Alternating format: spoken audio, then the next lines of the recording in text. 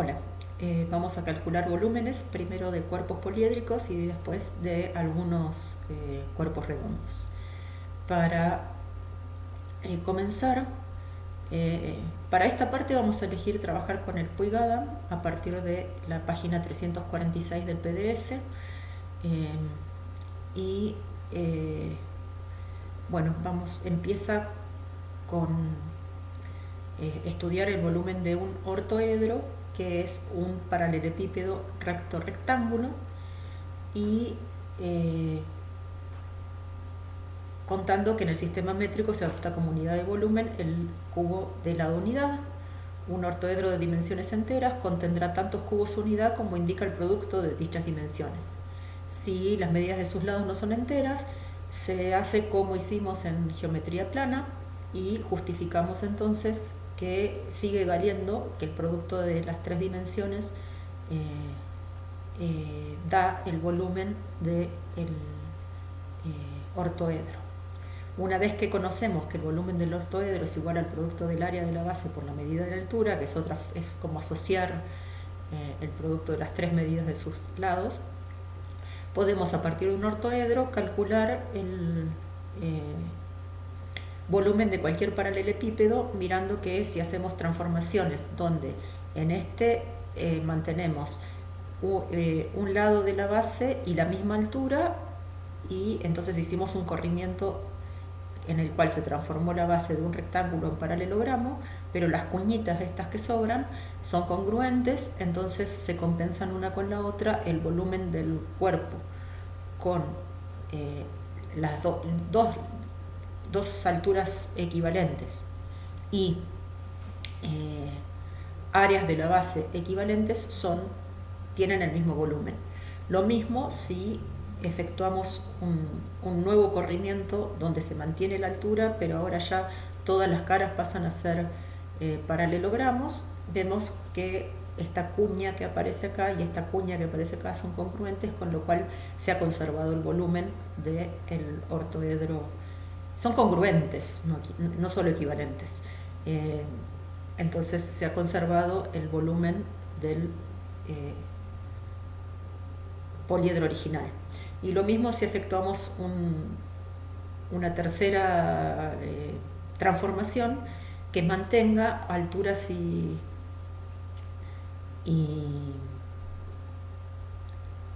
alturas de cada una de las caras, digamos. Entonces todos estos poliedros obtenidos a partir del mismo ortoedro son equivalentes entre sí. Eso significa que tienen el mismo volumen. Para calcular el volumen de un prisma cualquiera, lo que se hace es calcular primero el volumen de un prisma triangular como la mitad de un ortoedro, y después entonces se pueden descomponer prismas con cualquier número de lados en suma de prismas triangulares, y con eso se calcula el volumen. Entonces el volumen de un prisma cualquiera podemos ver que es igual al producto del área de la base por la medida de la altura. Para las pirámides podemos ver que en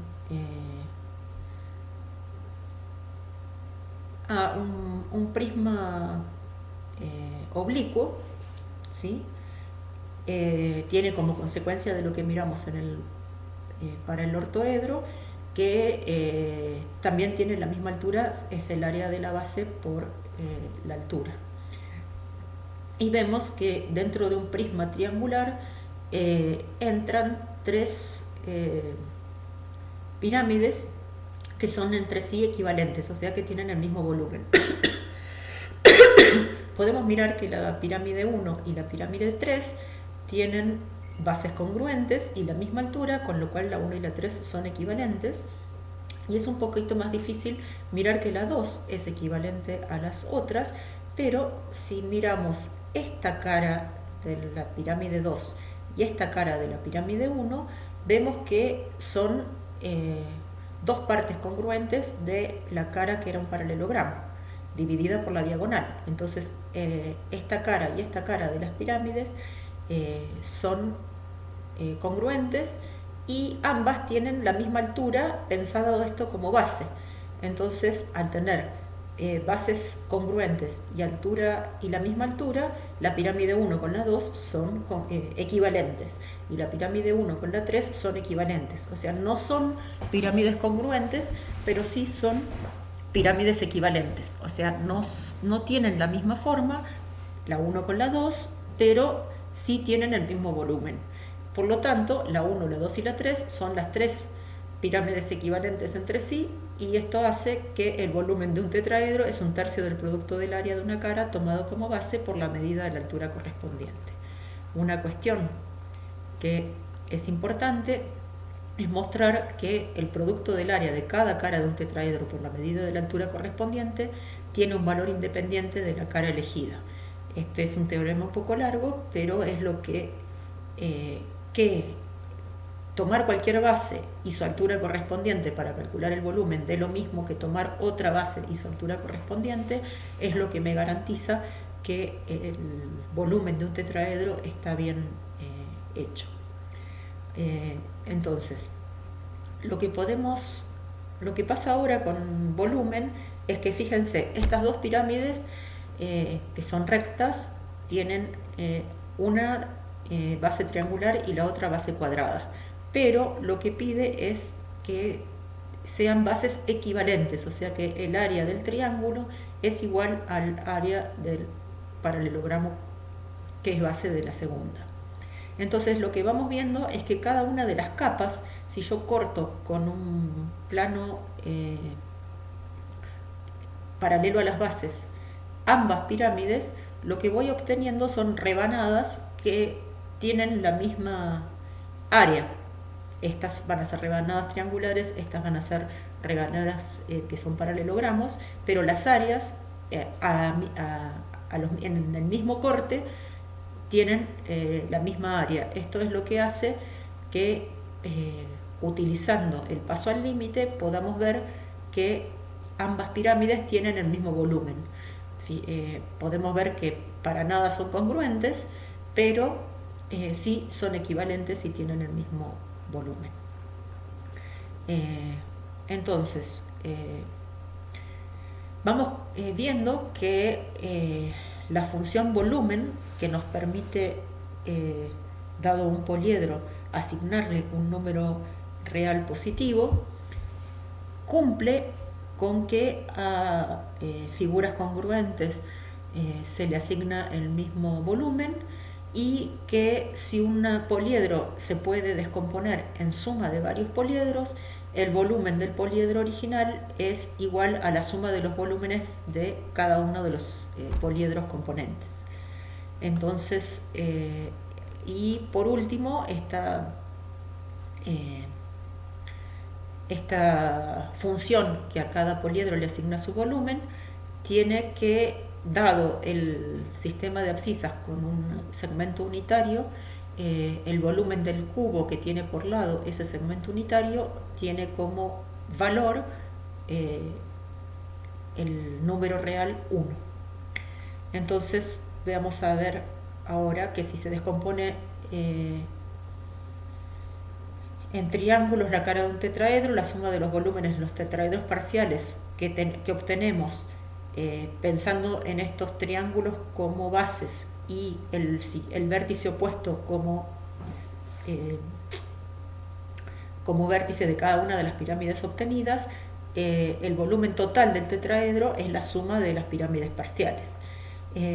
Además, si hacemos una descomposición pensando también en un punto interior a un tetraedro y lo descomponemos también en pirámides, pero que con vértice común en ese punto y bases que son cada una de las caras, también podemos ver que el volumen del tetraedro se puede encontrar haciendo la suma de esta descomposición también del tetraedro.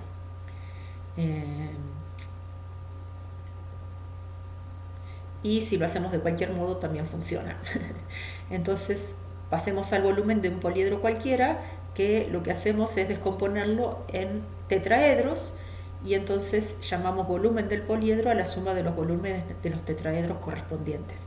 Por ejemplo, si queremos calcular el volumen de un dodecaedro, lo que hacemos es, una forma fácil de hacerlo es pensar en las 12 pirámides que obtenemos de unir cada una de las caras con el centro, y entonces lo que tenemos que calcular es el volumen de una de esas pirámides y multiplicarlo por 12.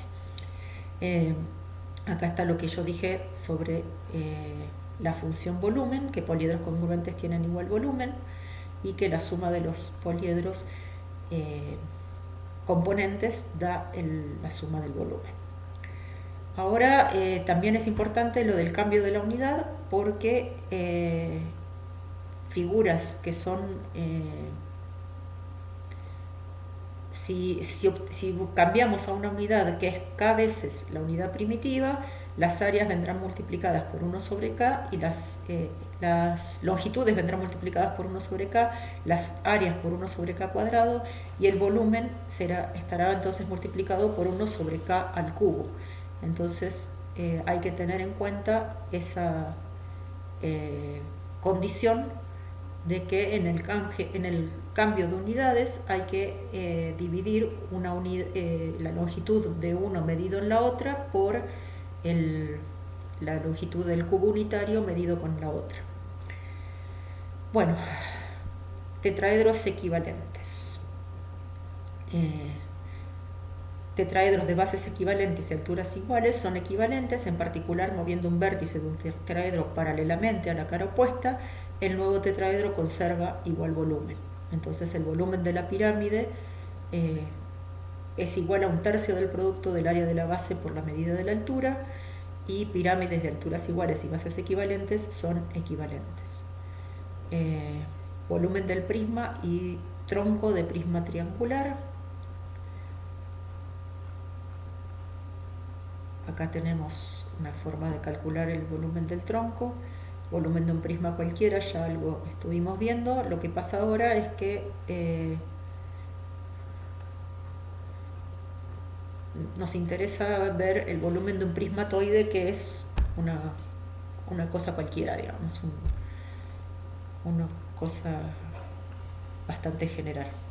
Vamos al volumen del tronco de pirámide. Entonces teníamos que tenemos una pirámide regular, ¿sí? B y B' son las áreas de la base mayor y de la base menor. H y H' son los volúmenes de la pirámide total y de la chiquitita, ¿sí? Y entonces obtenemos que el volumen del tronco de pirámide es esta fórmula de acá: 1/3 del producto de la altura por la suma de las áreas de las bases más una media proporcional entre ellas. Poliedros semejantes, no hemos visto mucho de semejanza. Lo que sí es importante es esta cuestión. Acá tenemos, habíamos visto que cuerpos congruentes tenían igual volumen. Lo que sucede en el espacio, que está probado, es que hay cuerpos de igual volumen, no se pueden descomponer en pirámides de manera equivalente. O sea, si yo quiero a un tetraedro desarmarlo en mini tetraedros para recomponer un cubo, eso es imposible. No hay ninguna forma de descomponer un tetraedro en piezas que rearmadas me den un cubo, y eso es lo que se conoce como invariante de Den, y fue uno de los 23 problemas que puso Hilbert a principio de siglo, y uno de los pocos que están resueltos también. Entonces lo que se sabe que no puede pasar en el espacio es la equidescomponabilidad.